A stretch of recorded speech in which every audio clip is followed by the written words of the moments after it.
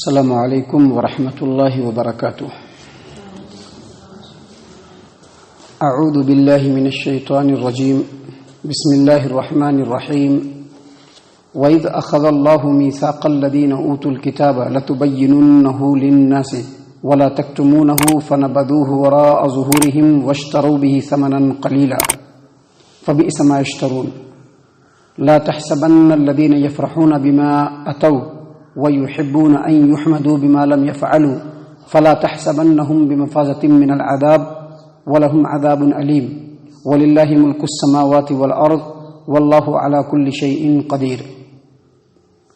معزز سامعین کرام، سورہ آل عمران سورہ نمبر 3 اور اسی سورت سے بھی آپ کے سامنے آیت نمبر 187 188 189 یعنی 187 188 189 یہ 3 آیات ابھی آپ کے سامنے تلاوت کی گئی۔ معزز سامعین کرام، اللہ تبارک و تعالی نے فرمایا وَإِذْ أَخَذَ اللَّهُ مِيثَاقَ الَّذِينَ أُوتُوا الْكِتَابَ لَتُبَيِّنُنَّهُ لِلنَّاسِ وَلَا تَكْتُمُونَهُ، اور اس وقت کو یاد کیجئے جب اللہ تبارک و تعالی نے ان لوگوں سے جن کو کتاب دیا گیا ان لوگوں سے اللہ تبارک و تعالی نے پکا وعدہ لیا لَتُبَيِّنُنَّهُ لِلنَّاسِ وَلَا تَكْتُمُونَهُ کہ جو کتاب تمہارے اوپر نازل کی جا رہی ہے اس کتاب کے احکام کو لوگوں کے سامنے واضح کرو گے، کھول کر کے بیان کرو گے، ولا تکتمون، اور اس کو چھپاؤ گے نہیں۔ آگے اللہ تبارک و تعالیٰ نے فرمایا کہ فنبذوہ وراء ظہورہم، تو اللہ تبارک و تعالیٰ کے اس حکم کو ان لوگوں نے پیٹھ کے پیچھے ڈال دیا، اللہ کی کتاب کو بھی پیٹھ کے پیچھے ڈال دیا۔ واشتروا بہ ثمنا قلیلا، اور کتاب کی جو آیات اس کو تھوڑے قیمت کے بدلے میں بیچ لیا، تھوڑے قیمت کو کتاب کے بدلے میں خرید لیا، دنیا کی تھوڑی چیزوں کو کتاب کے آیات کو بیچا اور اس کو خریدا۔ اللہ تبارک و تعالیٰ فرماتے ہیں فبئس ما یشترون، ان کا جو یہ کاروبار ہے جس کو انہوں نے خریدا ہے یہ بہت ہی برا ہے۔ معزز سامعین کرام، آیت کریمہ کے اندر جو اللہ تبارک و تعالیٰ نے یہ بتلایا کہ جن لوگوں کو کتاب دیا گیا ان لوگوں سے اللہ تبارک و تعالیٰ نے پکا وعدہ لیا، اس سے مراد یہودی ہے، اور وہ بھی خاص طور سے مدینے کے یہود۔ ان لوگوں سے اللہ تبارک و تعالیٰ نے یہ وعدہ نہیں لیا تھا کہ صرف اسی نبی کو سچا سمجھنا یا اسی نبی پر ایمان لانا جس کو اللہ تبارک و تعالیٰ یہ معجزہ دے کہ جب وہ قربانی پیش کرے تو آگ آ کر کے جلا دے، یعنی آتشی قربانی کا معجزہ جس نبی کو دیا گیا صرف اسی کو سچا مت سمجھنا، بلکہ ہر وہ نبی جو اللہ تبارک و تعالیٰ کی طرف سے بھیجا جائے، جس کو اللہ تبارک و تعالیٰ نبی بنا کر کے بھیجے، ان کو سچا بھی سمجھنا ہے، ان کے اوپر ایمان بھی لانا ہے۔ لیکن مدینہ کے یہودی نبی اکرم صلی اللہ علیہ وسلم نبی بن کر کے آ گئے، جتنے بھی نشانیاں تھیں جو ان کے توریت کے اندر لکھی ہوئی تھی پوری نشانیاں بالکل واضح اور ثابت ہو گئی، لیکن اس کے باوجود ان لوگوں نے بہانے بازی کیا۔ کیا بہانے بازی کیا؟ کہ اللہ تبارک و تعالیٰ نے ہم لوگوں سے وعدہ لیا ہے کہ صرف اسی نبی کو سچا مانیں گے، اسی نبی کے اوپر ایمان لائیں گے جس کو آتشی قربانی کا معجزہ دیا گیا، یعنی ایسا معجزہ کہ اگر نبی قربانی پیش کرے تو آگ اللہ بھیجے اور قربانی کو جلا کر کے اس کو قبول کرے، صرف ایسے ہی نبی پر ہم ایمان لائیں گے، ایسا کوئی وعدہ اللہ نے نہیں کیا تھا۔ لیکن ان لوگوں نے بہانہ کر کے کہ نبی صلی اللہ علیہ وسلم پر ایمان نہیں لائے، ہم لوگوں کو ایک بہانہ مل جائے، یہ ان لوگوں نے لوگوں کے سامنے پیش کر دیا۔ اللہ تبارک و تعالیٰ نے اسی بات کو یہاں پر بیان فرمایا کہ اللہ تبارک و تعالیٰ نے اس بات کا وعدہ تو نہیں لیا، البتہ اللہ تبارک و تعالیٰ نے یہودیوں سے اس بات کا وعدہ ضرور لیا کہ لَتُبَيِّنُنَّهُ لِلنَّاسِ، جو کچھ کتاب تمہارے اوپر نازل ہوا ہے توریت، اس کے اندر جو باتیں اس کو لوگوں کے سامنے واضح کرنا، خاص طور سے نبی صلی اللہ علیہ وسلم کی نبوت کے بارے میں، آپ صلی اللہ علیہ وسلم کی نشانیاں، صحابہ کرام رضی اللہ عنہم کی جو نشانیاں ہیں ان کو لوگوں کے سامنے واضح کرنا، ولا تکتمونہ، اور اس کو چھپانا نہیں، توریت پر مضبوطی سے عمل کرنا، یہ وعدہ لیا گیا تھا۔ لیکن یہودیوں نے جو وعدہ لیا گیا تھا اس کے ایک ایک پوائنٹ کو، ایک ایک شک کو توڑا، وعدے کی عہد شکنی کی، نبی صلی اللہ علیہ وسلم کے بارے میں جو باتیں تھی اس کو چھپایا، توریت کے اندر اپنی طرف سے پھر بدل کیا، جو معنی اور مفہوم تھا اس کو بدل کر کے دوسرا معنی اور مفہوم کیا، اور اپنی طرف سے بھی بات کو ایڈ کیا۔ یہ توریت کے اندر شامل کر دیا کہ ہم لوگ یہودی ہیں، اہل کتاب ہیں، تو ہم لوگ غیر اہل کتاب سے سود بھی لے سکتے ہیں، ان کا مال بھی ہڑپ کر سکتے ہیں، اور جو آیات توریت کے اندر اللہ تبارک و تعالیٰ نے نازل کیا تھا اس کو چھپایا۔ کیا اللہ تبارک و تعالیٰ نے نازل کیا تھا کہ اگر کوئی شادی شدہ مرد اور عورت اگر بدکاری کر لیں تو اس کو رجم کرنا ہے، اس کو چھپا دیا، نبی صلی اللہ علیہ وسلم کے بارے میں چھپا دیا۔ اللہ تبارک و تعالیٰ نے اسی بات کو یہاں پر بیان فرمایا ہے، فَنَبَذُوهُ وَرَاءَ ظُهُورِهِمْ، جو وعدہ لیا تھا وعدے کو پیٹ کے پیچھے ڈال دیا، وعدے کو توڑ دیا۔ وَاشْتَرَوْا بِهِ ثَمَنًا قَلِيلًا، اور دنیا کے تھوڑے قیمت کے بدلے میں توریت کی آیات کو بیچ دیا۔ اللہ فرماتے فَبِئْسَ مَا يَشْتَرُونَ، جو انہوں نے کاروبار کیا، جو انہوں نے خریدا، بہت ہی بری چیز ہے۔ اس بات کو بیان کرنے کے بعد اللہ تبارک و تعالیٰ نے اگلی آیت کریمہ میں بیان فرمایا، لا تحسبن الذین یفرحون بما اتوا، جو لوگ اپنے کرتوتوں پہ خوش ہو جاتے ہیں، یہاں پر کرتوت کا ترجمہ کیا گیا ہے عام طور پر، جو لوگ اپنے کرتوتوں پر خوش ہو جاتے ہیں، اور آگے مزید فرمایا وَيُحِبُّونَ أَن يُحْمَدُوا بِمَا لَمْ يَفْعَلُوا، اور جو کام نہیں کیا ہے اس کا بھی کریڈٹ لینا چاہتے ہیں، اپنے کرتوت پر خوش ہو جاتے ہیں اور جو کام نہیں کیا ہے اس کا بھی کریڈٹ لینے کے چکر میں ہوتے ہیں۔ اللہ تبارک و تعالیٰ نے فرمایا فَلَا تَحْسَبَنَّهُمْ بِمَفَازَةٍ مِّنَ الْعَذَابِ، ان کے بارے میں ہرگز یہ گمان نہیں کرنا کہ وہ عذاب سے بچ جائیں گے۔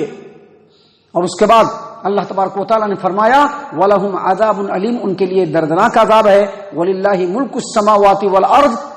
آسمانوں اور زمین کی بادشاہت اللہ تبارک و تعالیٰ کے ہاتھ میں ہے، اور اللہ تبارک و تعالیٰ ہر چیز کے اوپر قادر ہے۔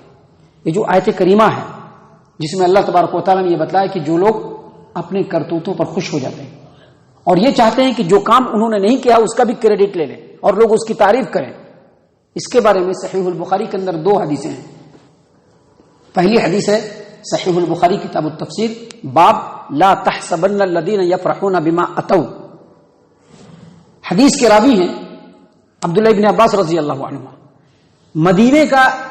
گورنر مروان، اس نے اپنے دربان کو بھیجا عبداللہ ابن عباس رضی اللہ عنہما کے پاس کہ جاؤ آیت کریمہ کے بارے میں پتہ کرو۔ آیت کریمہ میں جو یہ اللہ تبارک و تعالیٰ نے فرمایا ہے کہ جو لوگ اپنے کام پہ خوش ہوتے ہیں اور جو کام نہیں کیا ہے اس کا بھی کریڈٹ لے کر کے لوگوں کی تعریف اور واہواہی بٹورنا چاہتے ہیں، اس کا عذاب کن لوگوں کو ملے گا؟ کیونکہ تو اس میں تو مسلمان بھی شامل ہے، مسلمان میں بھی بہت سارے لوگ شامل ہیں، تو یہ کس کو اس کا کریڈٹ جائے گا؟ تو رافع جو ان کا دربان تھا وہ عبداللہ ابن عباس رضی اللہ عنہما کے پاس آئے اور پوچھا، تو کہا کہ یہ جو آیت کریمہ ہے یہ مسلمانوں کے بارے میں نازل نہیں ہوئی، یہ کس کا کہنا ہے؟ عبداللہ ابن عباس رضی اللہ عنہ، کہ یہ جو آیت کریمہ ہے یہ مسلمانوں کے بارے میں نازل نہیں ہوئی بلکہ پچھلی آیت کریمہ پڑھو، یہ آیت کریمہ جو ہے پچھلی آیت کریمہ سے ریلیٹڈ ہے، یہ یہودیوں کے بارے میں نازل ہوا کہ یہود لوگ اپنے کرتوتوں پر خوش ہوتے ہیں اور جو کام نہیں کیا ہے اس پر بھی جو ہے اس کا بھی کریڈٹ لینے کے چکر میں ہوتے ہیں۔ ہوا یہ تھا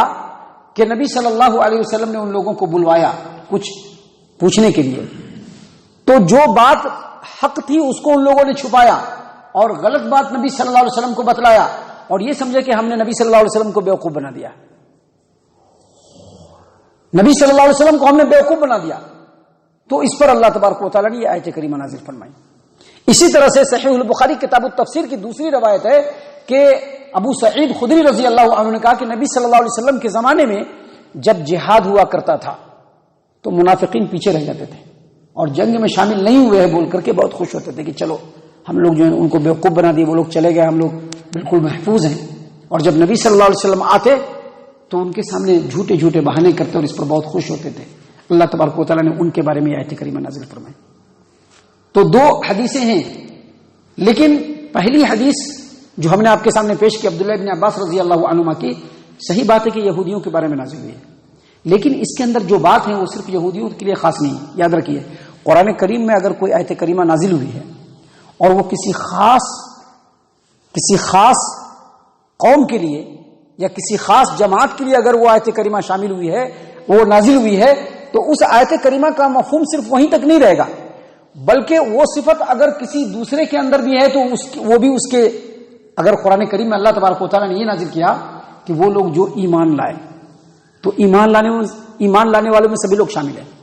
وہ لوگ جو ایمان لائے، جنہوں نے نیک اعمال انجام دیے، ان کو اللہ تبارک و تعالیٰ جنت سے نوازے گا۔ اس میں صرف مسلمان نہیں ہے، اگر کل کو یہودیوں میں سے لوگ مسلمان ہو کر کے مسلمانیت میں شامل ہو جائیں اور مسلمانوں والا کام کرنے لگے، وہ بھی اس آیت کریمہ کے مصداق ہو جائیں گے۔ اسی طرح سے اگرچہ یہ آیت کریمہ یہودیوں کے بارے میں نازل ہوئی، لیکن اہل علم، جمہور اہل علم نے کہا ہے کہ یہ آیت کریمہ عام ہے. کوئی بھی آدمی اگر کوئی عمل کرتا ہے اور عمل کرنے کے بعد فخر و غرور اور اطراحت کے ساتھ اپنے دل کے اندر خوشی محسوس کرتا ہے کہ ہمیں کر ڈالے، اور کوئی ایسا عمل جو اس نے نہیں کیا ہے اور اس کے باوجود اس کا کریڈٹ لینا چاہتے ہیں، جیسا کہ آج کل کے ڈیٹ میں بڑے بڑے لیڈران جو پولیٹیکل پارٹی کے جو نیتا لوگ ہیں، کریں گے کچھ نہیں لیکن پرچار بلّہ کا، کام کچھ نہیں ہوتا ہے، کام کسی اور نے کیا، کریڈٹ اپنے اوپر لے لیں گے. تو اس طرح کا عمل اگر کوئی کرتا ہے، اللہ تبارک و تعالیٰ نے ان تمام لوگوں کے بارے میں کہا ہے کہ ان کے بارے میں یہ مت سمجھنا کہ وہ بچ جائیں گے، بلکہ ان کو دردناک عذاب سے دوچار کیا جائے گا. وہ عذاب سے کبھی بھی بچ نہیں پائیں گے. کیونکہ اللہ تبارک و تعالیٰ آسمانوں اور زمین سبھی کا مالک ہے. اللہ کے سامنے کسی کی نہیں چل سکتی ہے. دنیا میں مختلف پینترے بھاج کر کے لوگوں کو بیوقوف بنا سکتے ہیں، لیکن اللہ تبارک و تعالیٰ سے کوئی نہیں بچ سکتا ہے. واللہ علی کل شیء قدیر، اور اللہ تبارک و تعالیٰ ہر چیز کے اوپر قادر ہے. تو یہ آیات ہیں اور ان کے معنی اور مفہوم کو ہم نے آپ کے سامنے بیان کیا ہے. اللہ تبارک و تعالیٰ سے دعا ہے کہ اللہ تبارک و تعالیٰ آیت کریمہ میں جو باتیں، جو برے صفات ہیں، ان برے صفات سے ہم تمام کو اللہ تبارک و تعالیٰ بچنے کی توفیق عنایت فرمائے. نیک اعمال کی طرف اللہ تبارک و تعالیٰ ہم تمام کو گامزن فرمائے. آمین. اللہ تبارک و تعالیٰ ہم تمام کو صحیح معنوں میں پکا سچا مومن مسلمان بنائے. اللہ اور اس کے رسول صلی اللہ علیہ وسلم کی اطاعت و فرما برداری کرنے والا بنائے. صحابہ کرام رضی اللہ عنہم کے طریقے پر چلنے والا بنائے. جنت الفردوس میں جگہ عطا فرمائے. اے اللہ ہم تمام کو جہنم سے پناہ دے. اے رب العالمین ہم تمام کو جہنم سے پناہ دے. اے مالک الملک ہم تمام کو جہنم سے پناہ دے. آمین یا رب العالمین. وما علینا الا البلاغ المبین.